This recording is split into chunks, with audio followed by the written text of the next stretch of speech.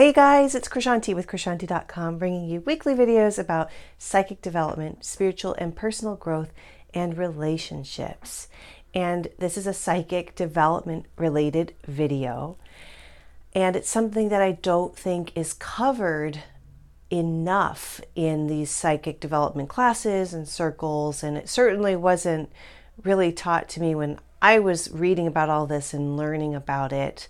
And some people are able to avoid it, but some, like me, who are very sensitive, definitely have to work extra hard to be careful about this.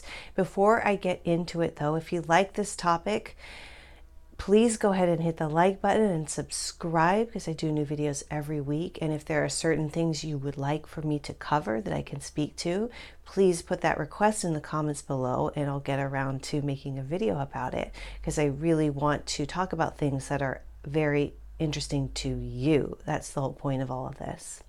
So on to this whole thing. Something that people don't talk a lot about is psychic burnout. And it's very, very dangerous. This psychic work is not for the faint of heart. It's not always easy, and it can really harm you, both psychologically and energetically and physically. In fact, recently, one of my friends who's very psychic and loves energy work, got attuned to a certain type of energy healing technique and everything, was really excited for a while because she's like, oh, the energy is so strong. I can feel it running through my body. My hands are burning and everything, like tingling, which is a fun thing. Your hands get hot when you do energy work. Then she started to get sick. And nobody, of course, the doctors are like, well, we don't know what's wrong. There's nothing wrong as far as we can see. But she was sick. Her whole body ached.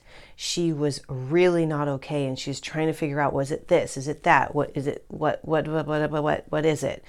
And she finally learned that she fried her circuits. The energy she was running through her was so strong that it burned out. It burned her central nervous system. It really affected that.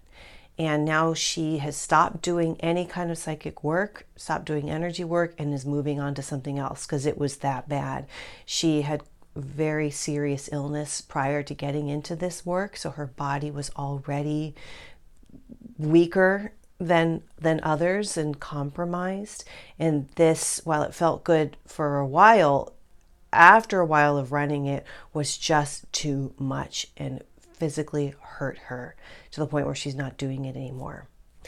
I've talked about in other videos where I've had energy attachments from people. When you work with other people, unless you're very prepared and aware of what you're getting into, you're in for something crazy, because I don't know how to put it. People come with problems. They come with energetic garbage and debris, and they come with like heebie-jeebies that can jump onto you if you're not protected enough and your vibration isn't high enough. Now, I mentioned earlier that there are some people that this doesn't seem to happen to, and I've met some of these people. They're very, very rooted. They're very earthy. They're very grounded and centered. And they also have extremely strong boundaries, which I've learned I had to have over the years. Like, I now don't let anyone come into my home. I don't see people face to face, because it like immediately it creates a kind of dynamic where they cord into me, and then I pick up on what they're feeling, as I'm just unfortunately extremely empathic. But these super grounded people, and I'm sure you've met people like that, like these really powerhouse grounded healers, they're just able to deal with this and thrive. And I recently talked about this, like not being psychic all the time, how I turn it on and I turn it off. And I advise my clients and students who are learning how to do this to do the same. But I read, I don't know if you've heard of Anthony William, the medical medium. He is able to see people like an X-ray and diagnose what's going on with them with the help of his spirit guides.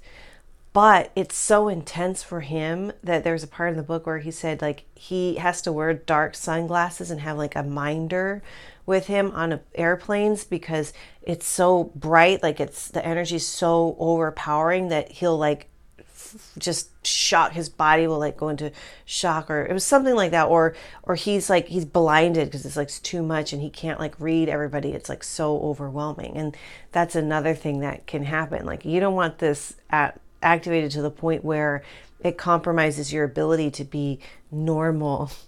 Not that being normal is great, but being able to sit on an airplane and like watch the screen in front of you or just hang out like everybody else, it's got to be really, really difficult and challenging. So that's another danger of being too open.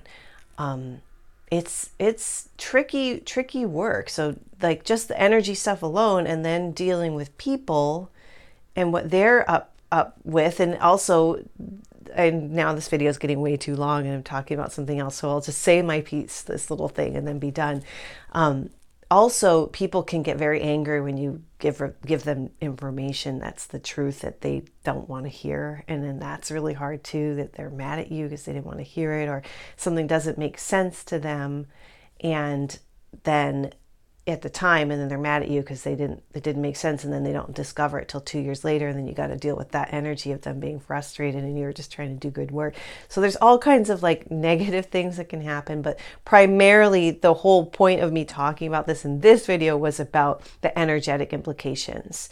And to get into what you need to do to protect yourself is a whole course.